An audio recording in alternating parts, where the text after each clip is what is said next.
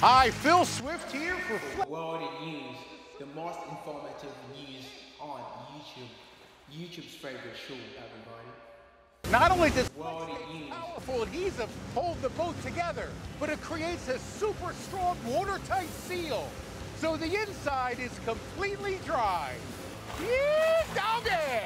As you all know, the past week was the E3 week and it was full of activities. I don't even know what to talk about first. It was full of activities and announcement, and it was just so energetic. Anyways, so in today's first story for the episode, we're gonna dig into Konami's bad interface or menu interface or menus, whatever you might call it, user interface, menus, or the layout, the skins or layout. So I think when it came to E3, right, all of us were extremely excited about the game. But as the gameplay was unveiled, right, the first thing that caught my eye, to be honest, was the menu. I'm not going to talk about the gameplay because the gameplay was phenomenal, okay? I've seen a lot of people saying there's not much difference between PES 18 and 19, but tell you what, guys, not despite the lighting and the pitch have been fine, and also the gameplay. I'm gonna be showing you some short videos or short clips of the differences in gameplay as I'm talking about the user interface. So to be honest with you, the user interface was just horrible. It was like another,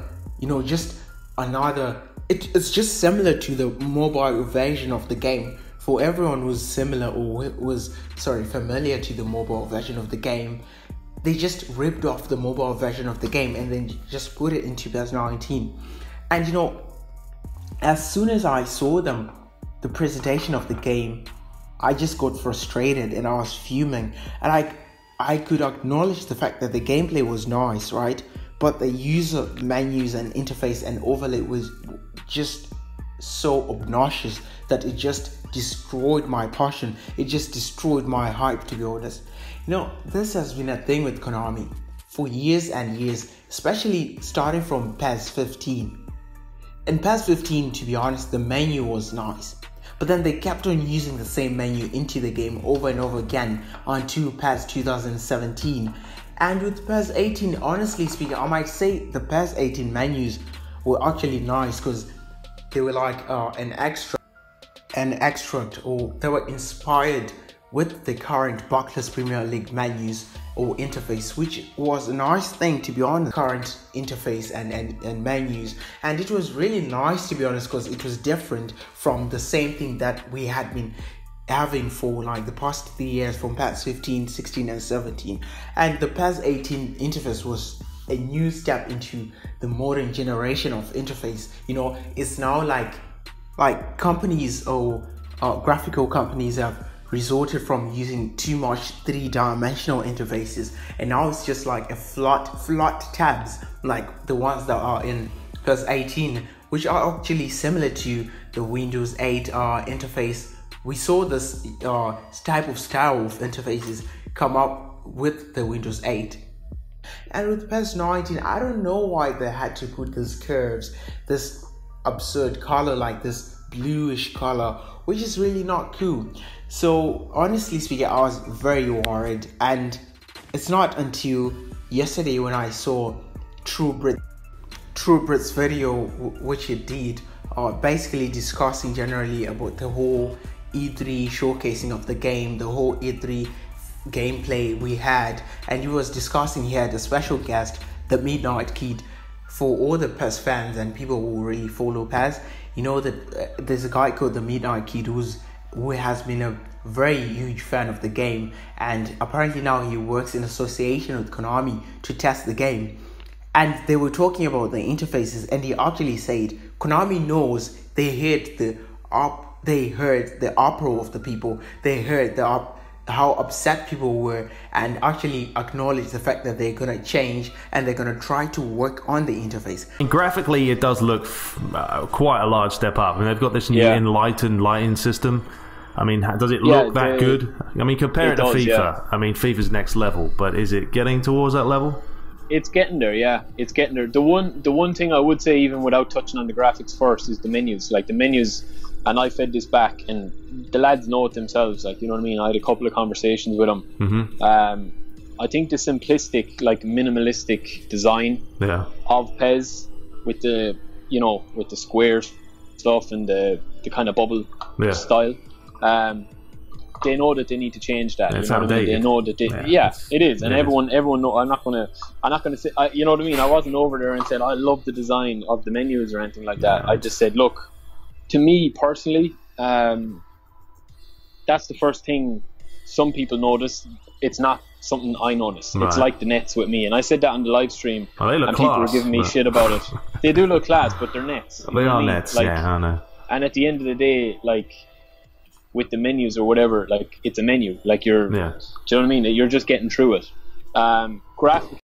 So I'm just gonna stick to the word. I hope they're basically gonna really change the interface, look into it, and give us something that's of this generation. It's no reason for them to have a good gameplay and a bad interface. You know, interface is something you have to put up with over and over again, because it's like a vital part of the game, because the scoreboards are just gonna be the interface, based on the interface.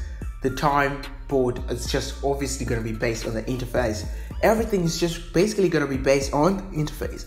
So they really have to work on this and make sure that they fix this issue. So transition, going to the second news, or the second story of the episode. We landed Real Madrid has ended its mutual exclusive partnership with with EA. And if you guys have been following or watching my previous episodes, I actually talked about La Liga having been licensed in Pro Evolution Soccer. Then, after having dug deep, I got to understand that La Liga is exclusively signed to EA.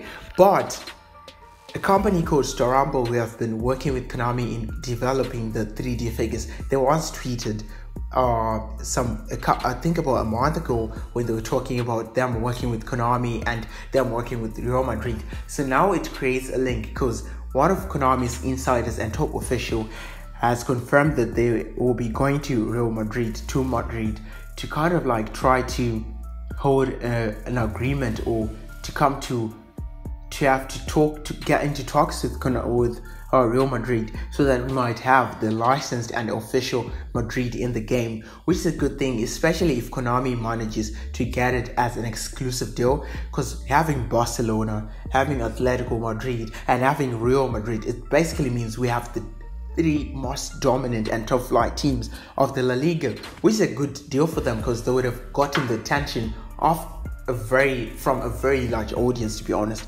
And them making it exclusive, it means we're gonna have the Santiago Bernabeu into the game. We're gonna have maybe Cristiano Ronaldo as part of something, as part of the marketing, maybe as part of in the future cover star, or the future brand marketer, something like that, which brings a greater fan base to the game. Just imagine having Ronaldo and Messi on the cover, or Ronaldo and Messi marketing the game. It would be an awesome thing. So I'm just happy that Konami is really listening to people when it comes to licensing. Gameplay, that's an automatic tick. Gameplay wise, they have delivered this year. We hope they're gonna keep on working, and they're not gonna really like ruin the game, because usually Konami is known for degrading the E3 version of the game. We just hope they're really gonna work on the game. And in other news,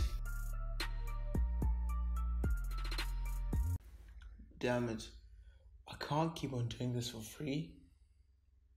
I've been giving them good publicity for like forever now. They should just start paying me, or even give me a free copy of the best gaming football simulator of all time, Pro Evolution Soccer 2019. I just can't keep on working for free. They just have to give me a free copy of Pro Evolution Soccer 2019. Oh my god, for how long has this been recording?